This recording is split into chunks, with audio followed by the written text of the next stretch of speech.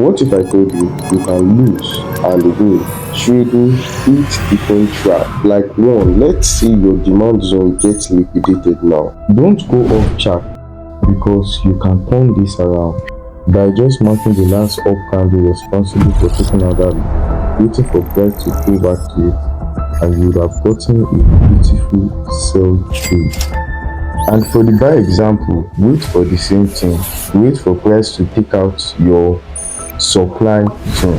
Then when price takes out your supply zone, you want to ask yourself, where is the last down candle that was responsible for taking out that high here?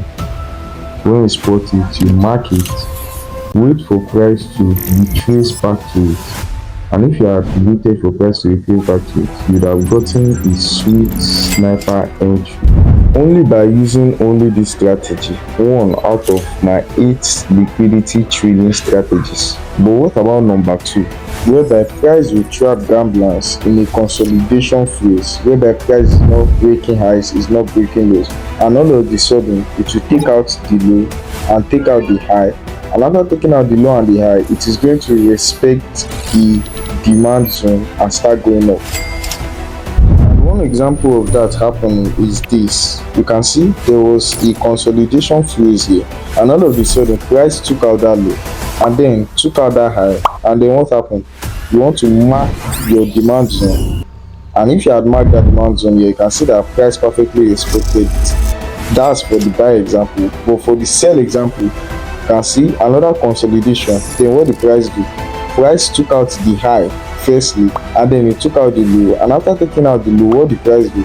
It respected that supply zone there, and if you had sold at that supply zone there, you would have made huge profit while others get liquidated.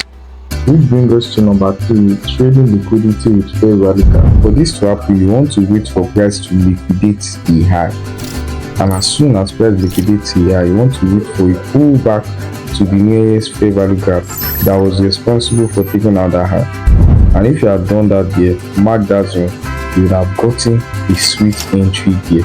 So for the buy example, you want to wait for price to take out that high here. And if you ask yourself, where is the nearest fair value gap responsible for taking out that high there, you can see that's the nearest fair value gap, and if you had marked that point still, you would have gotten a sweet trade on this buy example. Now for the sell example, you look for the low. You want to wait for price to take out that low. Then you want to ask yourself, where is the nearest fair value gap responsible for taking out that low?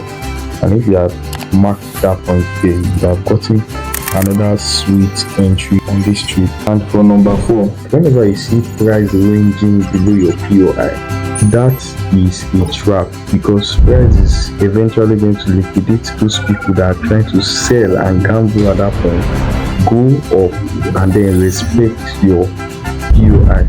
So for a chart example, you can see price drop, created liquidity, and instead of some people to be patient, they would have sold at that point there and got liquidated. Price is going to go up, respect that your supply zone, and then start dropping. And it is the same for the buy example. You see, created liquidity, then what happened? You mark your demand zone, and then price liquidates them and started going your way.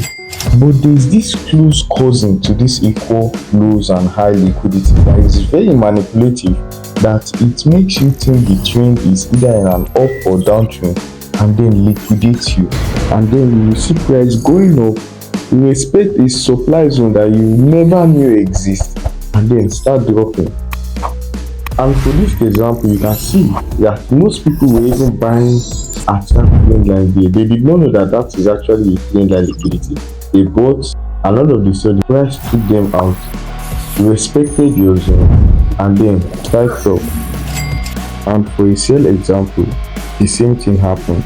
You can see price took them to think the trend is in a dark lane, and they sold at those points here.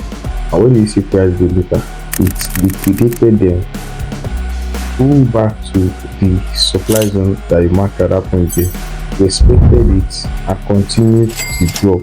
And from what I've learned, the latest OG of liquidation is when price gives you 2 zones.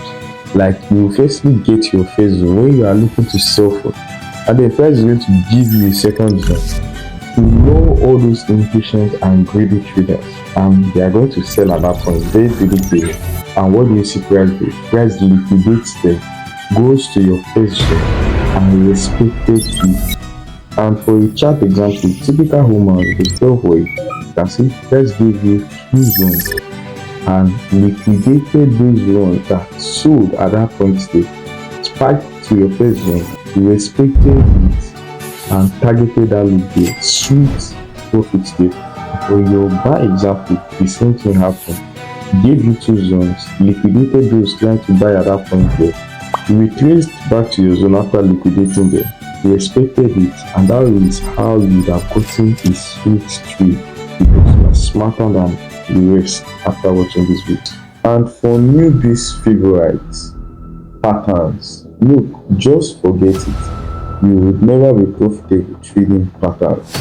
Honestly speaking, I have actually backtested all of them, and they have poor win rates, poor risk reward ratio, and you can never be profitable trading them. I don't care what pattern will tell you, buy here, sell, do this, do that, stuff like that. You will never be profitable trading it. Because even one of the most popular patterns, which is triple top and triple bottom, I tried it. You can see first touch, then I got a second touch, then I marked my business. I was like, yes, it was going to sell at this point. When I with my stop loss at that point there, and I still got liquidated. Then I saw another setup. I waited for the first touch, second touch again, third touch, and what do you see price do? Price liquidated me again on this same setup that they say works.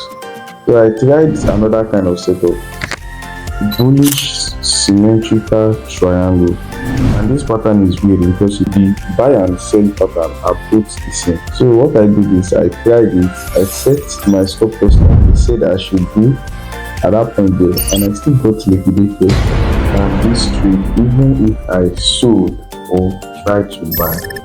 So moral of the story is that patterns will get you liquidated 80% of the time. It's even better you don't even go and try to gamble when you see all those patterns forming on your chart, and stick to the first 6 cool. And if you got value from this video, smash the like button, subscribe to this channel, and join my free Telegram group from the link in the description.